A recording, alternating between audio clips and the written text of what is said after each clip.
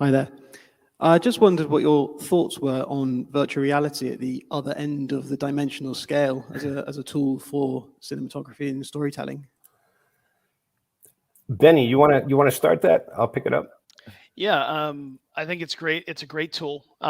When you're speaking to VR, I'm assuming you're meaning the experience in the VR headset, not necessarily with um, uh, digital sets, right, where you're using augmented reality and other things to be able to shoot things all digitally. But games in VR have a unique presence, right? And that platform, like I see with PlayStation platform, Xbox, etc., Switch, it's like you want to tailor your storytelling to the platform, right? To be able to make sure that whatever you're trying to communicate, right, is clearly presented through that headset, and through the technical limitations that are there. But I think VR is an excellent option, and we've been exploring VR in different ways for years now.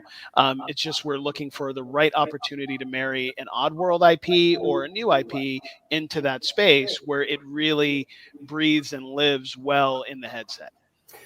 And to compound on that a little, VR actually took off slower than I was expecting it to after looking at what we were witnessing in the beginning, Benny, like when we would go down to Hollywood to the VR, Oculus shows that they would do and conferences. And I think so. A lot of us underestimated the friction points of entry, and that there was some cumbersomeness to having sophisticated systems you had to set up.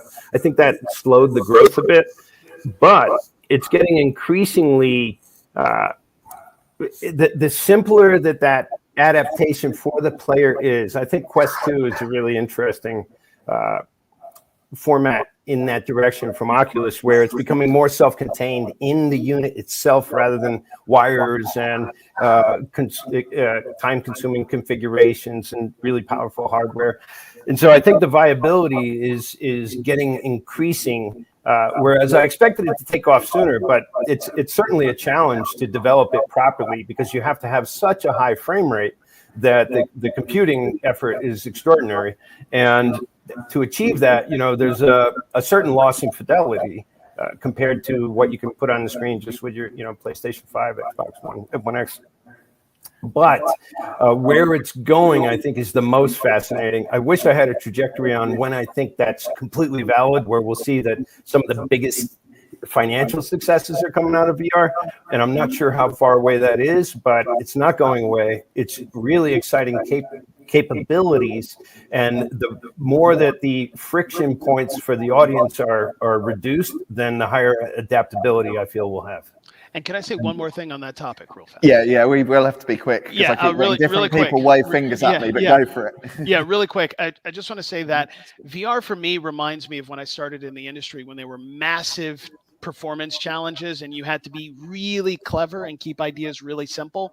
And as Lorne mentioned, just to compound on his ideas or thoughts for a minute, it's because of the performance needs, 90 FPS, 120 FPS, right? What it does is it doesn't change necessarily your storytelling, right, or how you tell the story, but it forces you as a director, as a developer, to keep it simple, right? And to be very clean and precise in what your execution is, because you almost can't do that without it.